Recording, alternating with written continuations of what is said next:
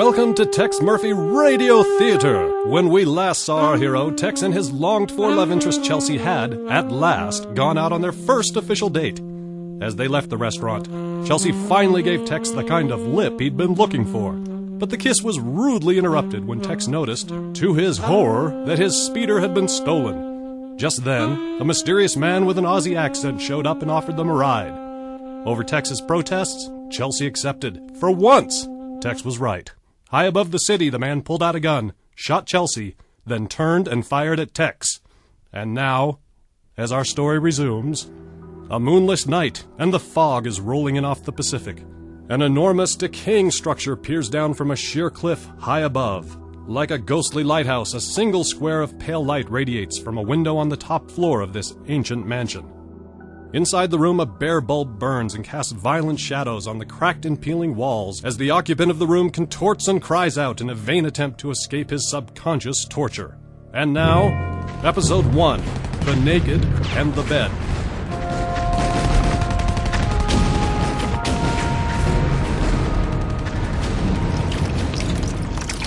You must not move, Captain Donnelly. Your plane, it was, how do you say, shot down? My name's Murphy. You are badly wounded, monsieur. Lie still while I bathe you. Okay. Yeah, that's... Ooh. Ooh la la. Oh, yeah. Does that please you, mon capitaine? Yeah, that feels real good. Now I know why they call you doughboys. You don't work out much, do you? It was the worst kind of dream. Kind where you think you're going to get lucky with a buxom French girl, and suddenly you're woken up by a sponge-wielding pervert reeking of pastrami. He must have sensed my discomfort. Okay, bath's over. Go back to sleep.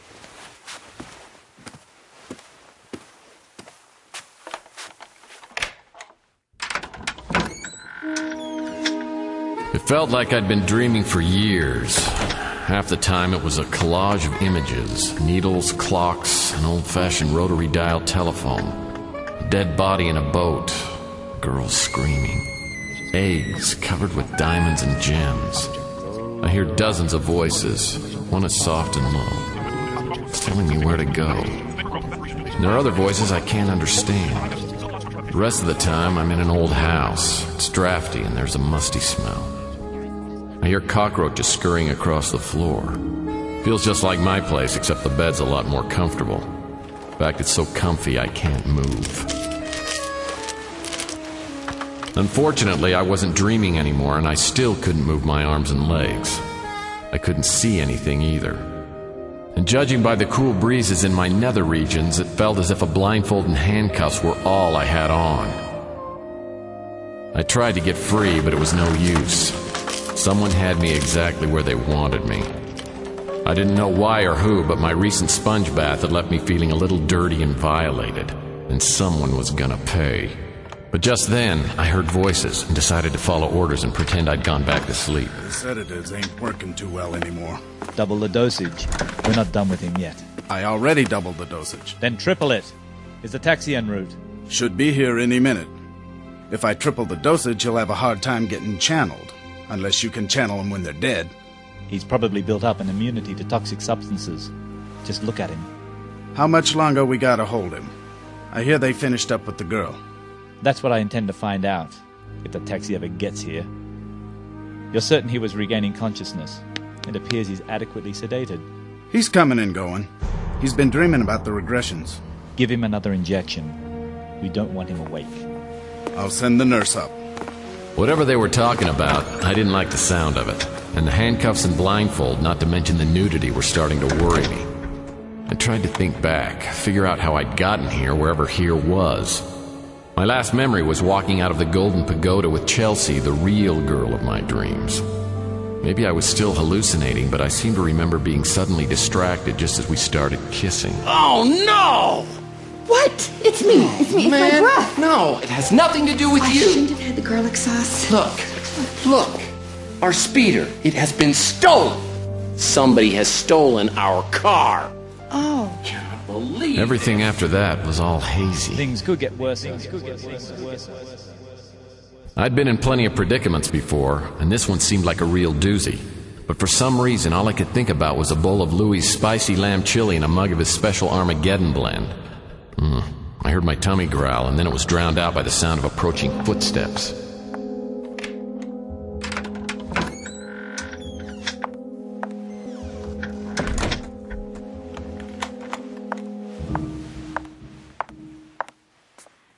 Mr. Murphy, can you hear me?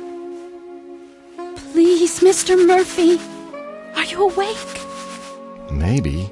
Thank goodness. Who are you? I'm a friend. Unlike the others. Where am I? In a dangerous place. I'm going to help you escape. Am I naked? Completely. Oh, I thought so. You know, it's just so darn cold. I'm going to undo your manacles. But you must promise you won't move until it's safe. If they find out I helped you escape, they'll kill me. Literally or figuratively? There's no time to explain.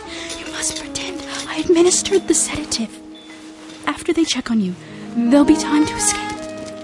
Just remember, the White Russians are your friends. Okay, I'll take your word for it, but I usually drink bourbon. Don't forget, Mr. Murphy, please.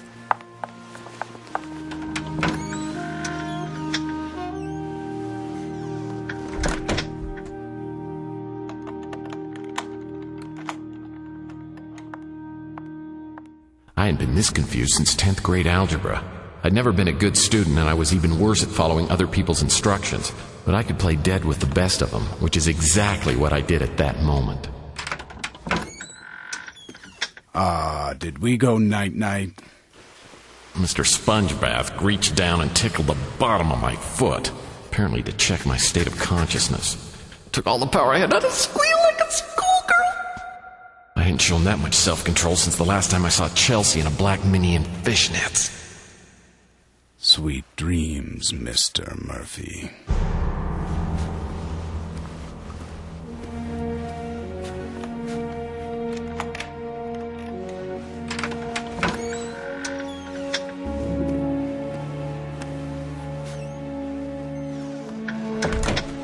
I pulled off my blindfold and looked around. There was no doubt about it. I was definitely naked. I'd lied about the room being cold, but I didn't feel like walking around in my birthday suit. Luckily, the ensemble I'd worn at the Golden Pagoda was on the chair in the corner of the room. I sat up and slid my legs off the bed. Oh, great, a bedpan! Shaking my foot dry, I hurried to the chair and got dressed. A bare bulb glowed inside the room, but outside the window it was dark. I just set the fedora on my head when I heard someone coming. With cat-like reflexes, I climbed out of the window and onto the ledge outside. Not a moment too soon.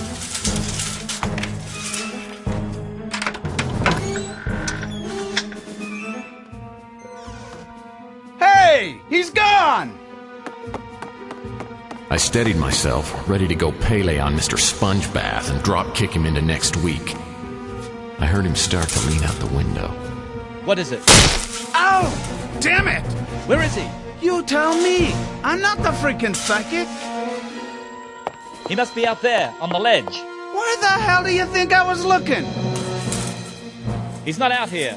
He must be somewhere in the building. Summon the others. Find him!